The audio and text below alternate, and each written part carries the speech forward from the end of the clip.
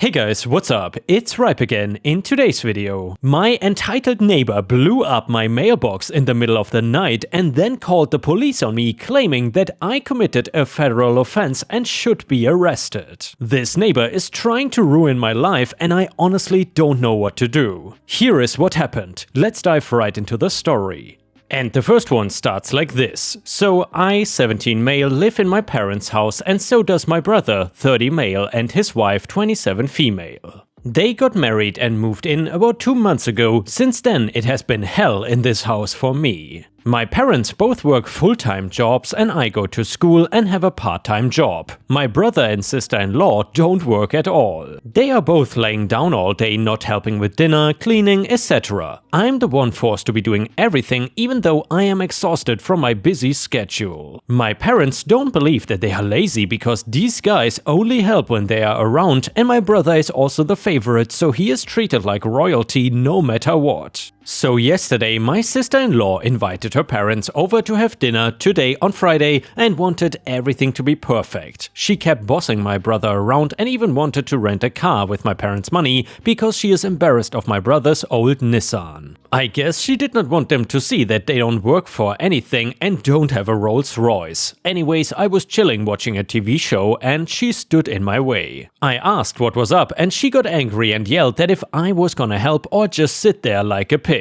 Then I looked her in the eyes and said to please stop feeling so entitled because she never does anything. My brother heard this and started cussing me out, and now my mom is mad at me and says that I've ruined my relationship with my brother and sister-in-law. My dad thinks it is 50-50. I'm starting to wonder if I should have said that at all, but it was pretty true. Am I the jerk? And yeah, Ripe Stars, let me know in the comments whether you think OP is the jerk or not. And a user on Reddit said, nope, not the a-hole. You had no obligation to help, her parents are coming over. She can take care of things to whatever standard she feels the need to, that has nothing to do with you, and you have no obligation to help. Comment number 2, not the a-hole, stop helping them and let the two lazy ones take care of everything, since they don't work. Tell your parents you cannot do your schoolwork and clean up after them. And now we will read the title story, and it is called Neighbor Blows Up My Mailbox, Called Police and City on Me for Violating the Law. I think I should start this story by saying that I love the area I live in and the events of the last few months have not been enough to make me move away. My house is perfect for me at the current stage in my life and that's not gonna change anytime soon. I get along with most of my neighbors and others I just don't interact with enough for it to make a difference. So anyway, I was kicked out of my house the moment I turned 18, so I had to quickly learn how to support myself, which meant getting a job and a cheap, dingy apartment. It took time, but I eventually earned enough to afford a small house in a decent enough neighborhood. It is nothing super impressive, but it is mine, and I am proud of what I have accomplished all on my own. I had some problems with my neighbor Kevin from the moment I moved in. This guy was nosy and asked a lot of probing questions, focusing specifically on whether or not I was in a relationship. He gave me a bad feeling, so I told myself I would do whatever I could to stay away from him. That was easier said than done, and he had a habit of bothering me whenever I was in my backyard, which made it difficult for me to enjoy spending time back there. I got pretty good at putting on headphones and acting like I could not see or hear him until he eventually gave up and went back inside. Sometimes I would catch him eyeing my car in a suspicious way, and I did not like that as it made me think he was either judging me or looking for things that he could steal from inside of it. My car is a used one I got a handful of years ago and has miraculously continued to work despite its age, so it's really not something worth stealing unless I left anything important inside. There was an incident a while back that I cannot prove was him, but I have good reason to suspect him. I take a few medications for mental health issues and none of them are particularly common for people to use recreationally. Kevin is definitely a substance abuser and I would hazard a bet that he is pretty addicted to a variety of drugs as well as alcohol. Anyway, I've seen him in various states of drunk or wasted along with a variety of weirdos that hang around his house during the weekend. One day I went out to pick up my medication and stopped to run a couple of other errands while I was out. I somehow forgot to bring in my medications when I finally got home, and when I remembered a few hours later, I went out to find them gone and my car unlocked. Someone had gotten in my car and stolen the medication. Thankfully, my doctor was able to write a new prescription and I don't know who it could have been other than Kevin. I never confronted him about it because I was not sure how he would react and I didn't want to put myself in danger over a bottle of pills, but I was definitely more cautious about what I left in my car from then on. I run a small business on the side where I crochet different items and sell them online, which means I send and receive a decent amount of mail. The money I make through this is what I use to pay for things I want but don't need, like stickers, cute clothing and books, since I need to save the rest of my money for food and rent, as well as any emergencies that may arise. Kevin has made a lot of side comments about the amount of mail I get. Honestly, it's not that much more than your average person, he's just focusing on me, as well as saying something every time I leave the house with a handful of packages in my hands. I have explained more than once that it is for my business, but he never seemed to believe me for whatever reason, and has even implied that he believes I sell drugs out of my home, which is something that is wildly untrue and ridiculous. I started catching him snooping around my mailbox, and every time I would come out to ask what he was doing. I swear that one time one of my packages had been opened slightly, just enough for someone to determine what was likely inside, but not so much that it would be obvious. At this point, I probably could have gone to the police, as he was actively tampering with my mail, but I did not want to bother with it so long as he was not stealing from me. A friend of mine suggested I should get a security camera just in case I caught him stealing or tampering with my stuff, and I set one up that pointed mostly at my mailbox. I checked it every once in a while, but never saw anything other than him looking at my mail, which was weird but not technically illegal. I went to bed early one evening but was woken up around midnight to a loud booming sound right outside of my house. I got out of bed and pulled on a sweatshirt, using the flashlight on my phone to see around. The noise had definitely come from outside and my doors were locked, so I was not particularly worried about an intruder. I looked out the window but did not see anything other than lights on in Kevin's house, so I decided to wait until the morning to go out and check, as I did not feel it was safe to go out while it was pitch black outside. When morning came, I looked out the window again and saw that my mailbox had been completely destroyed. I had thankfully gotten the mail the day before, so I was certain that I had not lost anything, but I was stunned that someone had decided to blow up my mailbox. I had gone out to inspect it and Kevin came out as well, clearly high on something and acting shocked to see the spot where the explosion had occurred.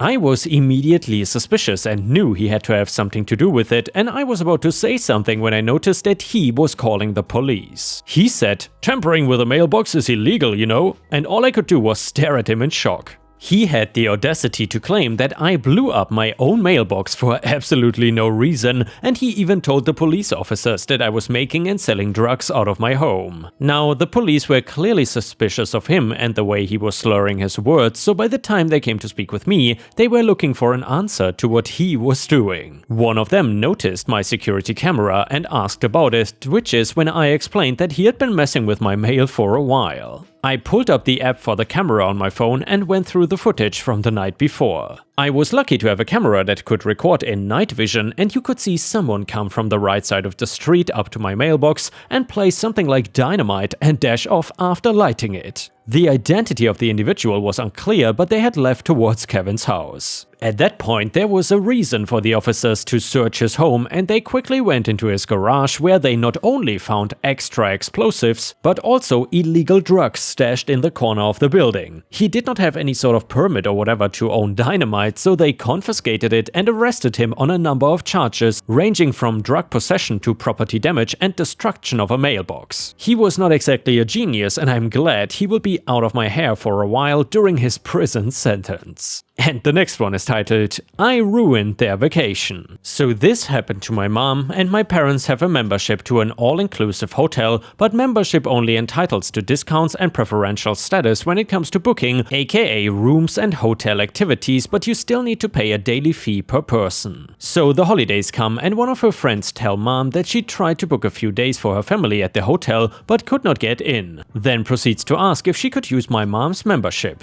Mom agrees and explains her how it works. The next day, my mom manages to book them. It was for 6 people. She calls her friend to let her know that they are in and the confirmation number so they can pay the daily per person fee online. My friend gets mad because she thought members got in for free after my mom explained the day prior how things worked, and was raving on how she already had promised her family the vacation as a gift from my mom. At the end, her friend did not want to pay for it. They still don't speak to each other. And the next one is titled, Give Me Free Pizza. So I worked as a delivery guy for 3 years, and in my time there, I met a lot of choosing beggars, entitled people, and just plain scammers. The thing is, I worked at Domino's, and this lady bought about 4 to 5 large pepperoni pizzas for a party. Apparently, she underestimated the number of people that would show up and tried to rip off the same amount of pizzas for free from us. It went something like, "Thank you for calling Domino's. Insert area here. How may I help you?" Karen, "Yes, I received an order a few minutes ago, but the pepperonis were all spoiled. They had a bad taste and even had grey spots on them. It was disgusting and we threw them all away. However, I'm willing to be a good customer and just accept a free redo of the order. With new pepperonis this time, please." I got so damn scared because I honestly thought our pepperonis had gone bad. I apologized to her and told her that I will notify the manager to see what we are allowed to do. And she said it was okay. However, as soon as I notified the manager and told him that she bought around 5 large pepperoni pizzas, he knew exactly what order it was. I told him everything about the spoiled pepperonis, and he got mad because he said those pepperonis were delivered just the day before and he did not open the bag until like 2 hours ago, so they were new. Not only that, but not a single person had complained the whole night and they did not smell or looked bad. So he got on the phone with her and said, "Yes ma'am, I'm the manager here. I heard your issue. Are you sure that they were spoiled?" Her, obviously I couldn't hear, but he told me later, "Of course, they were all spoiled." "What are you saying? I know when my food is bad." "Don't worry ma'am, I'm not saying anything. However, I'm asking because your order was delivered an hour and a half ago and I find it odd that you called just now." "Well, I couldn't call earlier. We will redo your pizzas if you give us back the pizzas we delivered so we can inspect the pizza ourselves." This is not store's policy, he just wanted to scare her into thinking it was. What? Return the... Look, we threw them all away. They were really bad. Nobody touched the damn thing. Well, then get them out of the trash.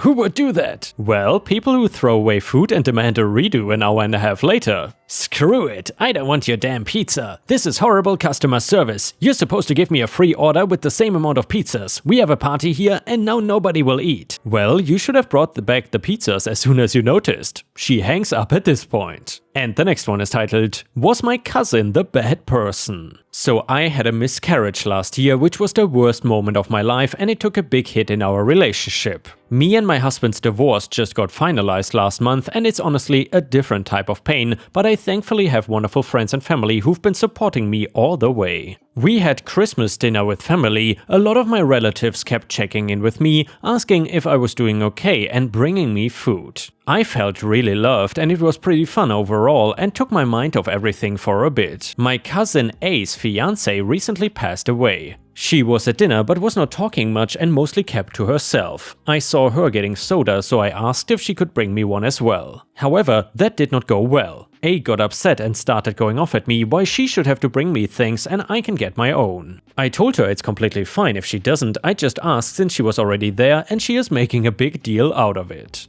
A looked like she was about to cry and kept going off about how I expected everyone to fawn over me and no one cares about her and her fiancé. I told A that we are all doing our best. I'm sorry if she feels that way, but this is not a grief competition and she should understand that. A few people overheard us, but the conversation changed and it was not a huge issue. A's sister messaged me later that what I said to A is awful and we are all awful to her. I told my best friend what happened and she suggested I post on here for opinions. I did not think this was such a big deal, but A thought otherwise. And yeah, Ripe Stars, please let me know in the comments whether you think OP was the a-hole here or not. And people on Reddit said, "Oh my god, you are the a-hole." What an insensitive thing to say to someone whose partner just died. Clearly, you are the favorite in the family. You may not see it that way, but my goodness, it is clear that your cousin is struggling. Offer her some of the love and support you have expressed gratitude for. Pay it forward. Comment number 2, you are the a-hole. It seems like everyone failed to read A and ignored her. People were fawning over you while she was by herself, so she was seething over that who knows for how long and then annoyed to see you getting offered everything when she had to get up to get her own drink, so she saw asking her to get the soda as asking her to join the people that are serving you. Your "it's not a competition" comment was not the right thing to say. The family failed to give her the comfort she wanted, she did lose the competition for attention. I think instead of asking if A is an a-hole, everyone should have asked how they can help her before she screamed. HOA banned disabled girls emotional support kangaroo and faces hell in return. My daughter, Alicia, is the most beautiful and lively person I have ever known. And she has Down syndrome. I proudly say that she does not let it slow her down or inhibit her in any way in life. But as she became a teen, she started to have anxieties and insecurities that she never had before, so I enrolled her in a wildlife rehabilitation program for kids with disabilities. She thrived there, and the people who run the program are truly amazing individuals. I could not have asked for a better recreational activity for Alicia to be in. There is even a sister program that lets the kids ride horses and help assist the veterinarians with other tasks. Then one day a rare opportunity came up. Alicia had been going there for about 6 months and one of the vets and her had really bonded. Dr. Brooks, who worked at the zoo as well, brought in a baby kangaroo one day, saying that she needed someone who was willing to foster him. His mother had died and he would require feedings every few hours and lots of care. Dr. Brooks chose Alicia and our family to take care of this little marsupial. He was a red kangaroo that would one day grow to be very big and dangerous, but for now he was a precious little thing that needed a mother. Alicia was so excited and it just lit me up inside to see how happy she was. The first week with the kangaroo, which we named Johnny, was an interesting, somewhat stressful yet wonderful experience. He and Alicia seemed to bond immediately. We had him out in the yard and a few neighbors that had kids my daughter's age came over and saw him. I have an older daughter named Samantha who is incredible on the piano, varsity basketball player and honor roll student. She has lots of friends that decided to come by and see the adorable kangaroo, so we had some traffic that may have drawn some attention to us from the HOA. It only took 2 weeks before we got our first warning letter. It said that Jonathan was not a house pet and therefore we needed to remove him from our property. They also labeled kangaroos as dangerous animals in the letter, which I may agree with if we were in the outback and came across a wild full-grown male, but little Johnny? He barely weighs 10 pounds and has to be bottle fed every 2 hours. He is not dangerous to anyone. I did not tell Alicia about the letter because I did not want to upset her, but I did show her older sister Sam. She, being the fiery young woman that she is, started telling her friends. A few days later we received another letter, this time more threatening, stating that we had to remove Jonathan from the property by the end of the week or they would be fining us $100 a day for having an unauthorized pet in the home. I don't understand why they care so much about a little kangaroo. I ended up calling the number in the letter, but they never answered. Samantha took to social media and so did her friends. Facebook was a huge influence as the town's chatter page blew up with comments from people shaming the HOA. Samantha and her friends posted pictures of Alicia and Johnny and the evidence of how happy she was written all over her face. During all of this business, I had started the process of making Jonathan Alicia's emotional support animal. I know that we will only have him for a short time, but the certificate would be a nice remembrance for her, plus it might make the HOA back off if I have ESA advocates in my corner. Alicia realized there was something going on and started asking us questions. She was worried and wanted to be involved. Johnny is her responsibility after all. I encouraged her not to be concerned and to only worry about taking care of her kangaroo. It did not take long at all before the social media influence that Samantha and her friends developed with Johnny and Alicia was taking the town and nearby cities by storm. The story had reached out to thousands of people and the HOA was in the spotlight. And not in a good way. There was very little support for the HOA and it was clear that there were going to be a lot of negative comments and attention directed towards them. We went several days without any word from the Homeowners Association and then we finally received a phone call. It was a woman who introduced herself as Lisa, the lead of the HOA. Interesting that she chose to finally give me a ring after they basically got reamed on social media. Lisa seems nice and cordial enough though. After the niceties, she tells me that she saw the posts about the HOA trying to get rid of Johnny. I tell her that everything in the posts was true and that she needs to be rethinking the way she treats disabled individuals. I tell her about Alicia and how Johnny and her have bonded and how he has been a great thing for her. Lisa goes on to say that the reason that they were asking us to find somewhere else for him is because she does not feel like he is an appropriate animal to have in the suburbs. I then explain that he is only a baby and that we are only fostering him temporarily. Lisa's tone had changed to a somewhat short one, saying that she does not believe in having wild animals in quiet family neighborhoods. So I ask, tired of the conversation, "Are you going to let us keep him?"